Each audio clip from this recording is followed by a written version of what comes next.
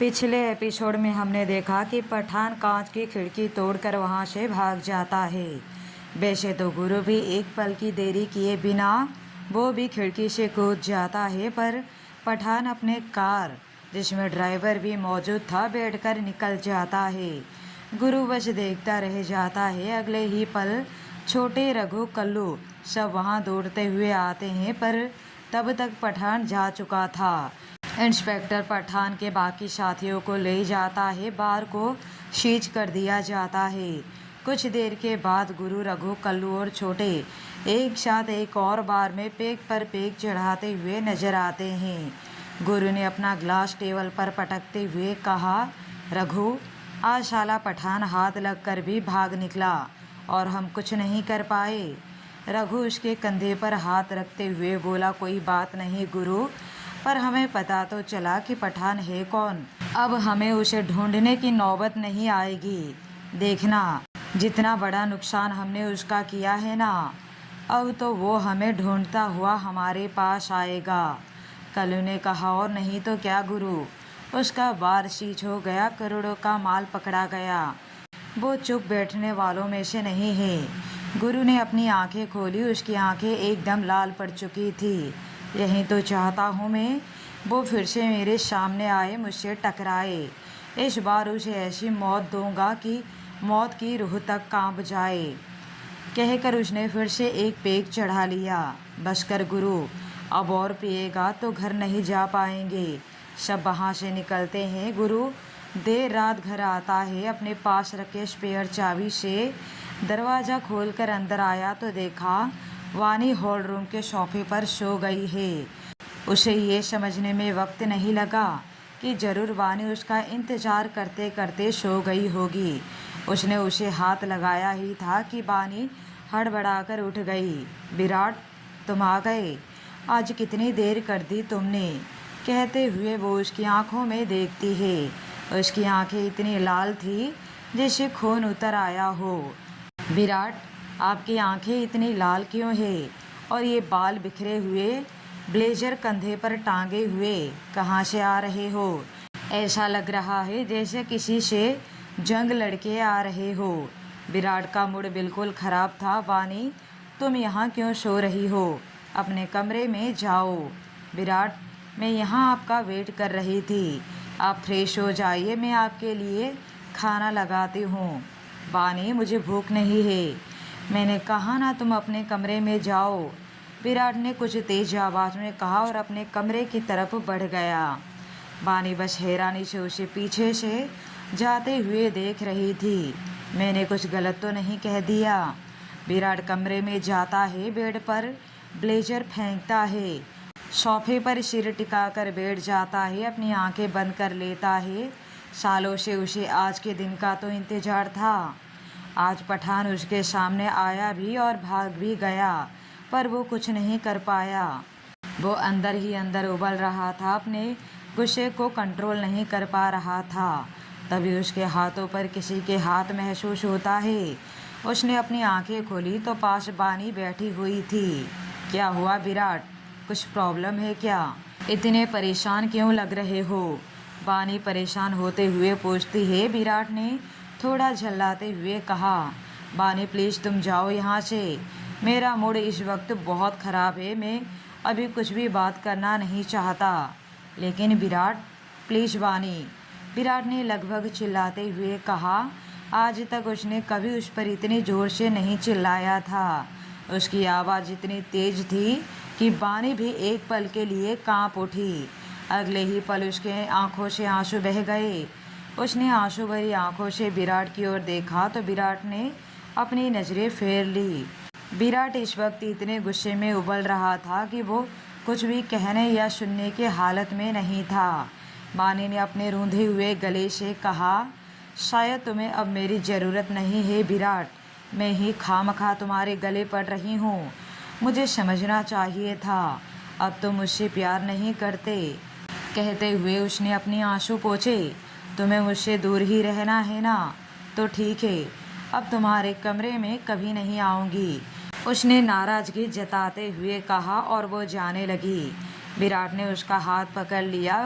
बानी ने मुड़कर उसकी ओर देखा। विराट ने गहरी सांस लेकर, बानी ऐसा कुछ भी नहीं है, लेकिन मेरा मूड बहुत ख़राब है। तुम भी ना बच्चों की तरह रूठ जाती हो। उसने अपने गुस्से पर कंट्रोल करते हुए उसकी ओर देखकर कहा, नहीं विराट, अब आप मुझसे प्यार नहीं करते तो अपनी हर प्रॉब्लम मुझे बताते ना। बानी, हर प्रॉब्लम तुम्हें नहीं बता सकता। उसने उसे अपने करीब करके गले से लगाते हुए कहा, अगर मेरा मूड ख़राब है, मैंने कुछ गुस्से से कह दिया, तो इसका मतलब ये नहीं कि मैं तुमसे प्यार नहीं करता। उसने उसे बेड पर ले जाकर बिठाया, उसकी गोद में सिर रखकर लेट गया। बानी, मेरा सिर दबा दोगी? हाँ विराट। उसने हल्के हल्के हाथों से उसका सिर दबाने लगी।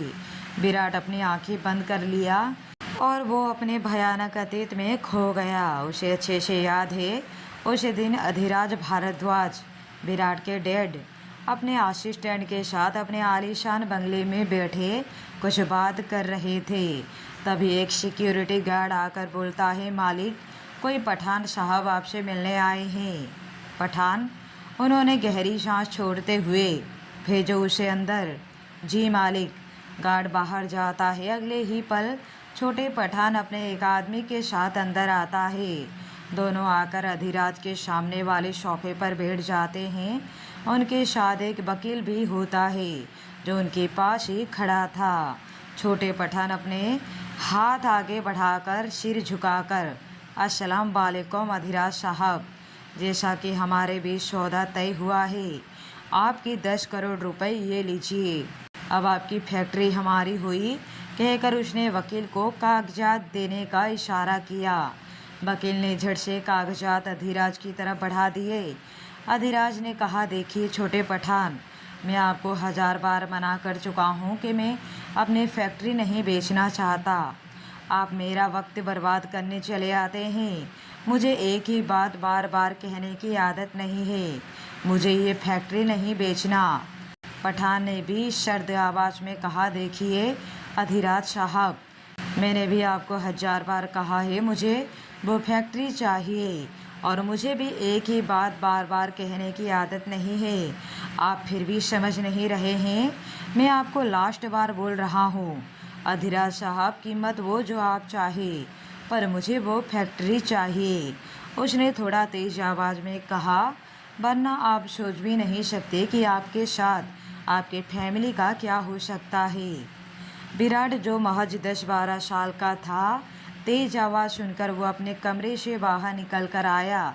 नीचे देखने लगा। पठान की पीठ विराट की ओर थी। उसने उसका चेहरा तो नहीं देखा, पर उसने पठान को धमकी देते हुए ज़रूर सुना। अधिराज ने गुस्से से खड़े होते हुए कहा, गेट आउट गार्ड्स। उन्होंने आवाज़ दिया तो एक पल में ही 10 गार्ड्स आकर खड़े हो गए। उन्होंने पठान और उसके आदमियों की ओर रिवॉल्वर तान दी। चला जा यहाँ से पठान, वरना कहीं ऐसा ना हो कि मैं अपने गुस्से पर काबू ना पा सकूं और तेरी लाश यहाँ से निकले। पठान ने भी चिल्लाते हुए कहा, आज तो जा रहा हूँ अधिराज, लेकिन एक दिन फिर ज़रूर आऊँगा, तेरा और तेरी फैमिली का नामो निशान मिटा दूँगा। गरजते हुए वो बोला और चला गया। उसके जाने के बाद अधिराज के असिस्टेंट ने कहा, सर आप इस बात को हल्के में नहीं ले सकते। आप जानते हैं कि पठान कितना खतरनाक आदमी है। आपने देखा उसने कैसे खुलेआम आपको धमकी देकर चला गया। आपको इस बारे में कमिश्नर से बात करनी चाहिए, वीआईपी सुरक्षा की मांग करनी चाहिए। अधिराज जी ने उसके बात को अवॉइड करते हुए कहा, सुधीर, तुम ऐसे लोगों की बातों को सीरियस लेते हो, ये सिर्फ भौंकने वाले कुत्ते होते हैं। मैं इन जैसे कुत्तों के पीछे अपना कीमती वक्त बर्बाद नहीं करता। चलो अभी हमें एक मीटिंग में भी जाना है, कहकर वो दोनों वहाँ से चले जाते हैं। विराट अभी भी ऊपर खड़ा सब सुन रहा था, जिस पर किसी का ध्यान नहीं था। उसने अंदर आकर अपनी माँ की फ़ोटो, जो अब इस दुनिया में नहीं थी, उनकी फ़ोटो पकड़कर, मम्मा वो अंकल कौन थे? उन्होंने मेरे डैड को ऐसा क्यों धमकी दी? अगर मेरे डैड को कुछ हो गया तो? नहीं। उसने अपनी मम्मा की फ़ोटो को अपने सीने से लगा लिया। मुश्किल से 2-4 दिन ही गए होंगे कि अधिराज उसी फैक्ट्री में बम ब्लास्ट होकर मारे जाते हैं जिस फैक्ट्री को उन्होंने बेचने से मना कर दिया था। इसी के साथ विराट ने झट से अपनी आंखें खोली, उठकर बैठ गया। बानी ने हड़बड़ाते हुए पूछा, क्या हुआ विराट, तुम ठीक हो? विराट ने खुद को शांत करते हुए कहा, हाँ मैं ठीक हूँ। उसने बानी को अपने गले से लगा लिया। उसकी आंखों से अंगारे बरस रहे थे। उसे इंतजार था दोबारा और आखिरी बार पठान से मिलने का। अगले दिन सुबह विराट फ्रेश होकर अपने कमरे से नीचे आता है तो उसकी नज़र जाती है बानी पर। उसने आज पिंक कलर की साड़ी पहनी हुई थी जिसमें वो बेहद प्यारी लग रही थी। विराट की नज़र उस पर गई तो वो बस उसे देखता ही रह गया। वो उसके करीब गया और उसे कमर से पकड़कर अपने करीब करते हुए, यू लुकिंग सो ब्यूटीफुल। बानी ने शर्माते हुए नज़रें झुका ली। विराट, छोड़ो ना, सब आते ही होंगे। उफ, कितना शर्माती हो तुम। तभी उसके कानों में उसके दादी की आवाज़ सुनाई देती है, विराट। विराट ने आवाज़ की दिशा में नज़र किया। दादी जी खड़ी थी और उसके पीछे राहुल भी खड़ा था। विराट ने दादी जी की ओर नज़र करते हुए, हाँ दादी। बानी की तो आंखें ही बड़ी हो गई उन्हें देखकर। वो खुद को विराट के पकड़ से दूर करना चाहा, पर विराट की पकड़ अभी भी उस पर बनी हुई थी। दादी जी ने कहा, विराट क्या कर रहे हो तुम? विराट ने आसपास नज़र करते हुए कहा, क्या हुआ दादी? तभी राहुल ने उसके पास आकर विराट के हाथ की ओर इशारा करते हुए, भाई ये क्या है? ये पूछ रही है दादी। Oh sorry. विराट ने हड़बड़ाते हुए बानी से अलग हुआ। सब डाइनिंग टेबल पर जाकर बैठते हैं। दादी जी ने कहा, मेरा विराट तो बावला हो चुका है। अब बानी बेटा, तुम्हारे माँ बाप कब आ रहे हैं? जल्दी से शादी करवा दूँ तो मेरा काम पटे। दादी जी की बात सुनकर विराट ने मुस्कुरा दिया, जबकि बानी किसी सोच में पड़ गई। उसने विराट की ओर नज़र किया। विराट उसे ही देख रहा था। वो अच्छी तरह से समझ रहा था कि बानी के दिमाग में इस वक्त क्या चल रहा है। उसने अपनी पलकें झुकाकर उसे हाँ में इशारा किया। बानी ने दादी जी से कहा, दादी जी मैं आपसे कुछ कहना चाहती हूँ। बानी ने अटकते आवाज़ में कहा, हाँ बेटा बोलो। वो, दादी जी मैं कोई विराट के बिजनेस पार्टनर की बेटी नहीं हूँ। मेरे माँ बाप तो यहीं पर है, कहीं नहीं गए। उसने अपनी नज़रें झुकाते हुए कहा। दादी जी ने उसे उसके चीन से पकड़कर उसका चेहरा ऊपर करते हुए, ये जो तुम मुझे अब बोल रही हो ना बेटा, यह हमें विराट कुछ दिन पहले बता चुका है, लेकिन तुम्हारे मुंह से सच सुनकर हमें अच्छा लगा। अब हम कल ही तुम्हारे माँ बाप के पास जा रहे हैं और बहुत ही जल्द हम तुम दोनों की शादी करवा देंगे। ये सुनकर बानी ने शर्माते हुए अपनी नज़रें झुका ली। अगले दिन दादी जी बानी के घर जाते हैं। बानी के माँ बाप तो पहले से ही विराट को पसंद करते थे ही। सबकी राजी खुशी से 2 दिन के बाद का सगाई का डेट रखा जाता है। सगाई विराट के बंगले पर ही होने वाली है और ये 2 दिन भी कैसे बीत जाते हैं पता ही नहीं चलता। आखिरकार वो दिन आ ही गया जिसका सबको बड़ी बेसब्री से इंतज़ार था। आज विराट और बानी की सगाई होने वाली है। सगाई बंगले में होने वाली है। बंगले को अंदर और बाहर से सजा दिया गया है। बड़े बड़े बिजनेसमैन को इनवाइट किया गया है। सना के डैड भी इनवाइटेड है तो सना अपने डैड के साथ आई हुई है। बंगले में लगभग सब मेहमान जमा हो चुके हैं। विराट एक वाइट कलर के 3 पीस सूट में है जिसमें वो बहुत ही ज़्यादा हैंडसम और डैशिंग लग रहा था। उसने दादी जी से पूछा, दादी और कितना देर लगेगी बानी को? ऐसा भी क्या तैयार हो रही है? विराट, आज वो मेरे हिसाब से तैयार हो रही है। मैंने जैसा कहा है वैसा उसे तैयार किया जा रहा है। विराट ने तंग आते हुए कहा, लेकिन दादी इतना टाइम लगता है? सब मेहमान आ चुके हैं, ये लड़की क्या कर रही है? वो बोल ही रहा था कि तभी हॉल रूम में मौजूद लगभग सब मेहमान अचानक से ऊपर की ओर देखने लगते हैं और उसमें जितने भी लड़के थे उनमें से लगभग सभी के मुंह से एक ही कॉमन शब्द निकलता है, वाओ सो ब्यूटीफुल। विराट ने भी उस ओर नज़र किया। बानी को विराट की कजिन सिस्टर जो कि सगाई में आई हुई थी, वो उसे लेकर सीढ़ियाँ उतर रही थी। बानी ने एक सिल्वर कलर का नेट सीक्वेंस साड़ी पहना हुआ है।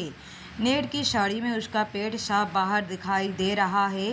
बाल स्ट्रेट करके नीचे से कर्ल किया हुआ खुला छोड़ रखा था।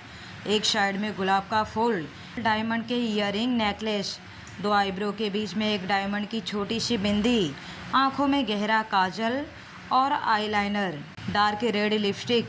सच में वो बेहद खूबसूरत लग रही थी। विराट की कजिन सिस्टर उसे विराट के पास लाकर खड़ा कर देती है। विराट तो उसे देखता ही रह जाता है। विराट और बानी पास पास खड़े हैं। विराट के इस और दादी जी तो बानी के उस और उसके मम्मी पापा खड़े हैं। दादी जी ने एक डायमंड की रिंग विराट के हाथ में बढ़ा दिया। बानी के मम्मी ने भी एक रिंग बानी के हाथ में बढ़ा दिया।